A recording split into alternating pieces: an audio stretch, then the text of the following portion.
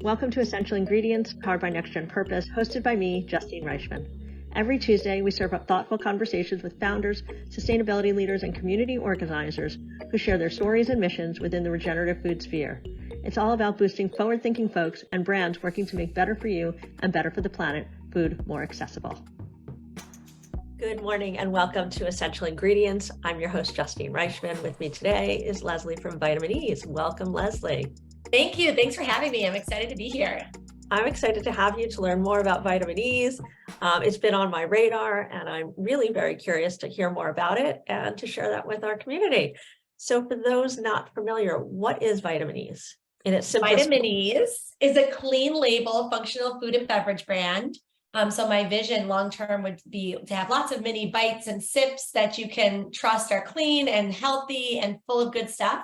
But our first two products are little juice shots, one for immune support and one for gut health. They taste good. They're packed with vitamins, probiotics, and fiber, and they don't require any refrigeration. Wow, that's perfect, especially if you're traveling or with kids or somebody like me who gets a little bit anxious when I haven't eaten or drink. I need to throw it in my bag. Yes. Yeah. Very portable, very easy. It doesn't get easier than this. So what inspired you to found Vitaminis? So I have always been a health and wellness enthusiast. I think a lot about diet and nutrition. I'm not a huge foodie. I'm not like cooking all the time, but I do think about nutrients and vitamins and am I getting all those things? But I've never been a big fan of pills. They make me nauseous and they have weird ingredients in them and they're just no fun. And then gummy vitamins, which have exploded onto the scene, tastes great, but I mean, after a while, it's just too much sugar, 5, 6 a day, that kind of thing. And so that long had bothered me. And it was actually during COVID, 2020, I got laid off from my hospitality job and I couldn't stop thinking about this idea, this problem, and I have a long-term passion for it. And I just came up with Vitaminis to be like a functional food and beverage brand. So food and beverage, but no added sugar, clean label, so you can get that good stuff without all the bad stuff. That's amazing. And so I'm curious because I hear these words functional food and clean label. And so everybody seems to have a similar goal and mission, but a little bit of a different definition sometimes.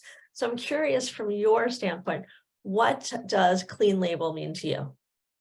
Clean label means to me, no mystery ingredients. That's what I like to say. So everything you read on there, you should be like, yep, know what that is, nothing extra. So for example, our immune support product only has 7 ingredients plus water. It's just juice, vitamins, water, like keeping it very, very straightforward. So that's what I think of when I think of clean label, but the products are clean in other ways too. They're gluten-free, dairy-free, allergen-friendly, vegan. So basically just something you can feel really good about putting in your body. Yeah, that's great because I do pick up these products, whether it's a bar or something else. I don't know what half of them are. The other half I can't eat.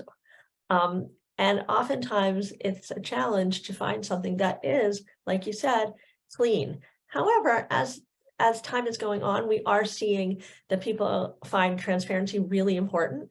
Mm-hmm. And so people are really working to this. This is a very big topic now and area. What's your experience with it? Yeah, I completely agree with that. So again, back to mystery ingredients. I want everyone to look at my package and know exactly what's in there and I don't want anyone to feel like there's something strange or that they feel like the brand is trying to kind of like sneak anything or anything like that. So actually one really interesting area that I've gotten some experience with is natural flavors. And you've probably done a lot of talking about that. So I'd love to hear what you call natural flavors too. Yeah. So in this immune support, I'm realizing with my blur, you can't always see the product. So in immune support, there's citrus flavor, like a little bit of citrus flavor added in there. And that to me is very straightforward. It's flavor coming from citrus. In this product, I have a flavor right now that's derived from blueberries and that kind of thing.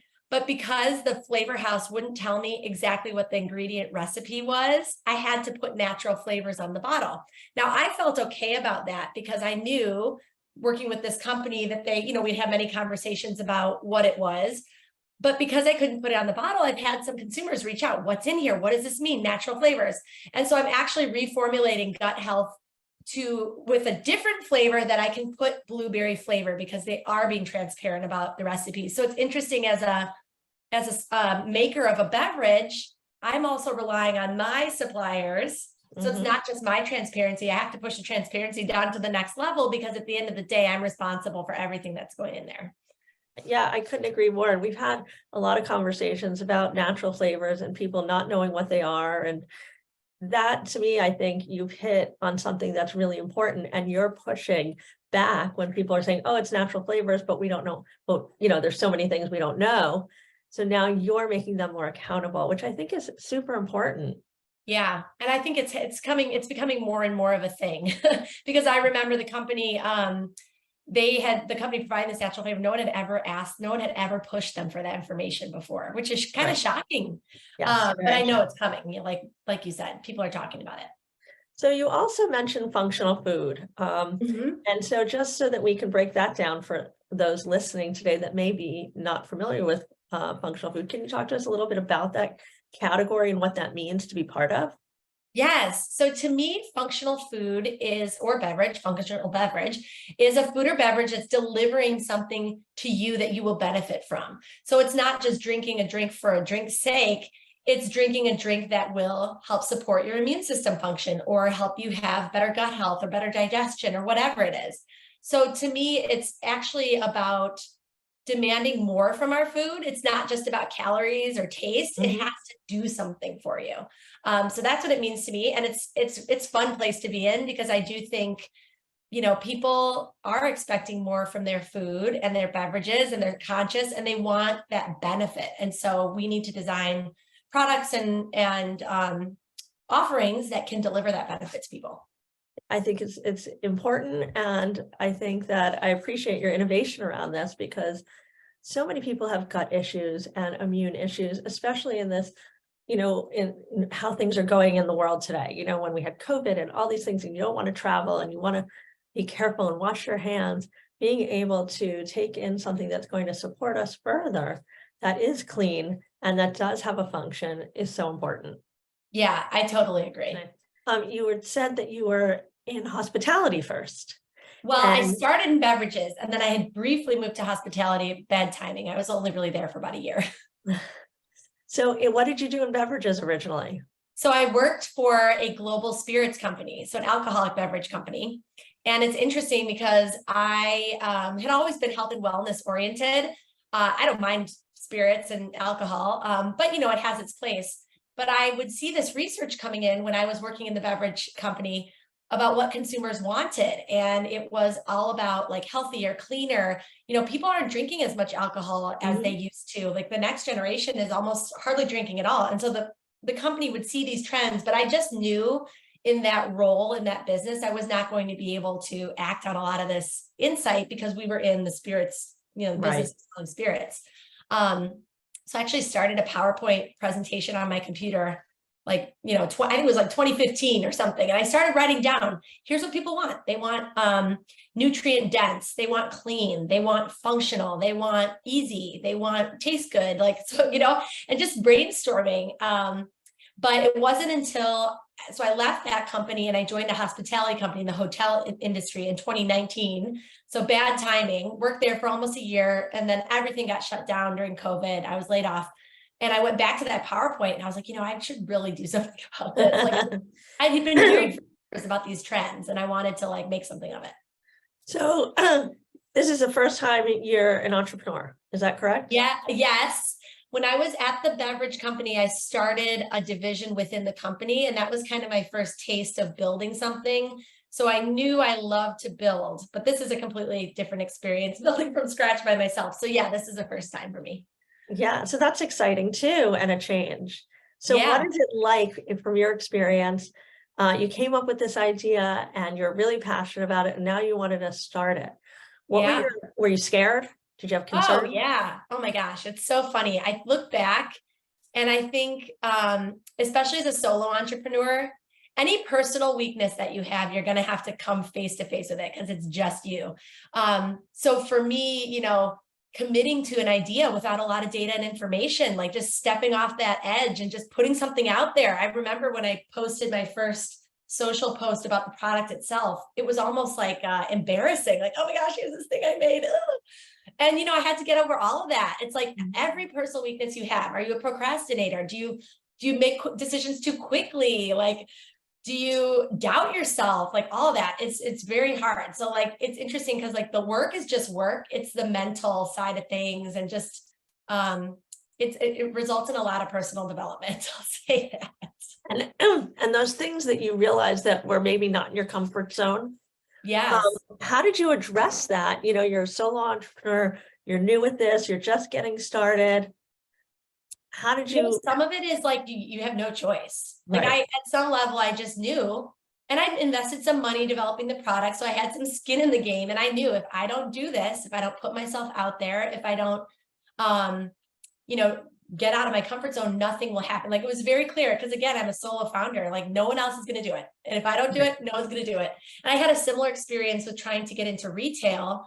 I was rejected by many, many headquarter retailers saying, oh, you know, come back when you have some data and you've already been in retail. So no one wanted to be the first. Right. And, you know, it was so demoralizing, but then I thought, okay, what can I do? I have to do something. So I just started knocking on local retail doors and making friends with the local folks and kind of working from the bottom up. And it was awkward, you know, you're bothering this person, you're going there every day. They're like, oh, you again, you know, and it really felt like pushy in some regard, but like, if I didn't do it, nothing was going to happen. So I think in that sense, being an entrepreneur is a good thing, because it's very clear that you are the one that needs to do it, you know, so you just have to, I guess. So I'm curious, you invested your own money, and then did you, in order to scale, did you go raise money? I have just recently raised from some friends and family, now 2 years in, because once you get into retail, that game is much more capital intensive. But in the beginning, it was a personal investment, and that was scary too. And so it's like many talks with my husband about like, okay, it's very possible this money will be lost, or, you know, we're going to take a chance on it, and we're going to do this.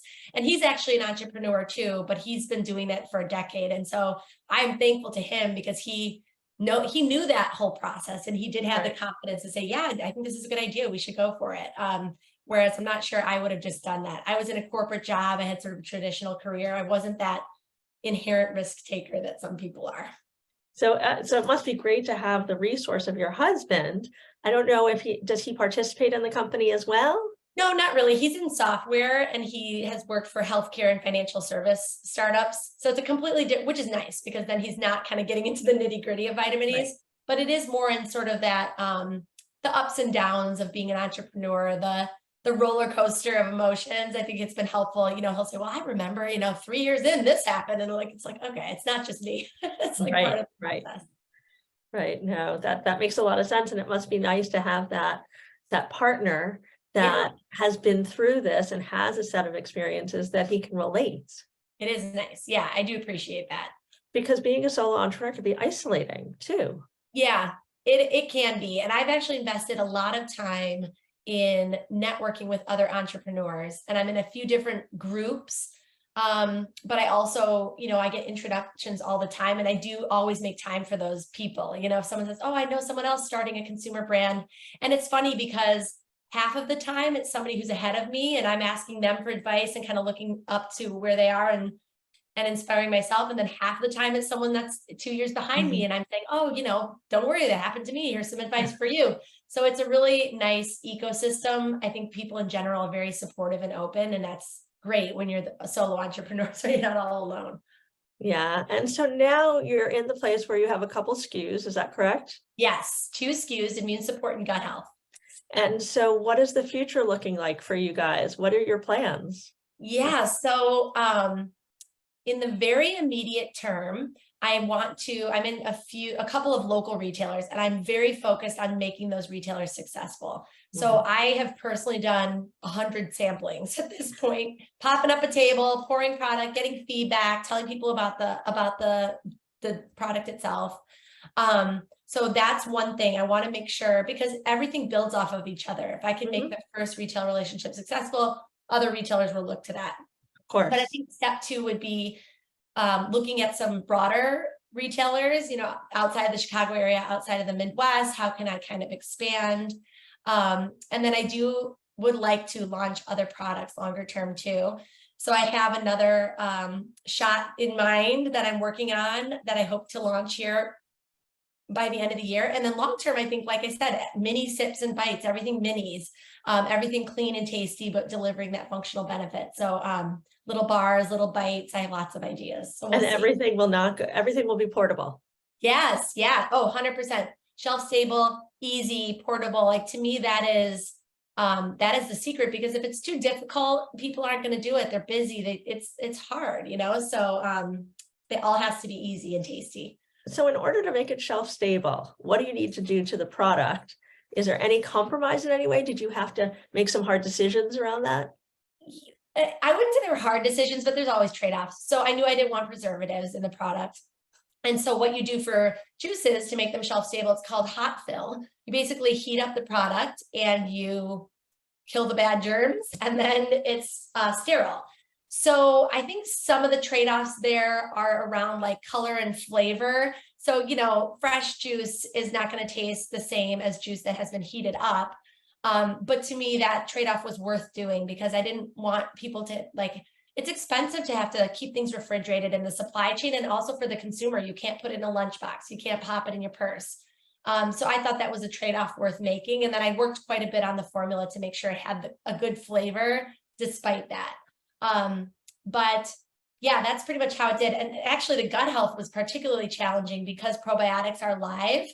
And so we had to keep the product to kill the bad bacteria, but keep the good bacteria alive. So I actually had to work for like 9 months on this product, finding a probiotic that can survive that process. Mm-hmm. So the probiotic we use is called Bacillus coagulans, but it's a spore-based probiotic. So it's in kind of a protective shell, if you will. And that allows it to not only survive the hot fill process, but it also makes its way deeper into your gut than some other probiotics that get killed off in the stomach. So it has some other benefits as well, but it's a very hardy probiotic. That sounds, it seems like it's every time I go to look at those shots, they're on the shelves in the refrigerator. So when I Yes. put it in my bag, and if I forgot about it, it's expanded because of the heat. Oh, yes. Which is not great. I wasted the shot. I never got to enjoy it or drink it or have the benefit of it. So Yeah. the idea that yours are shelf stable and, have a clean label seemed like a really good option, especially for. Thank you. I hope so. I do think there's a little stigma around shelf stable. I think people see it and they think like, oh, it must be processed or something. But, if you actually look at it, it's not. But I think for folks that understand that, it's very, very convenient. You can put it in the fridge if you like to drink it cold, but if you forget to put it in the fridge, that's okay. Once you open it, do you then have to put it in the fridge? Yes, in theory, yes, because you're basically allowing germs from the air into the product. And so it would then need to be refrigerated, but these are meant to be single serve shots. So you probably shouldn't be doing that anyway. Just take it down. So I'm curious, you sort of carved out this niche for yourself that deals with vitamins and functional, or more specifically, functional food, functional drinks. And we look at the future of food. How do you feel like this fits into that as we look forward? Yeah, I think, like I said, I think people are looking for easy, and they're looking for their foods and beverages to deliver a lot of value to them. It's not enough anymore to just taste good. They want to know why it tastes good and what else is it doing it for me. So I really see, but at the same time, so they want more out of it, but at the same time, they want it to be minimalist, clean, natural. And so that's kind of how I see things moving. People are reading labels, they're asking more questions, they're looking for value out of their food. And so I think we're going to see the food industry move into a space of packing more punch, if you will, and more of a nutrient dense, functional delivery, but without compromising.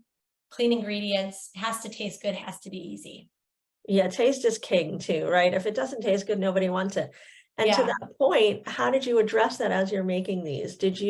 We always bring in our friends and family, but did you also have larger groups of people that maybe you didn't know to come in and help you determine what the best flavors are? Yeah, well, it's an ongoing process. Initially I landed on these flavors because a lot of the functional benefit is coming from the ingredients. So for example, orange juice has vitamin C, which is one of our active ingredients. So I knew it had to be orange.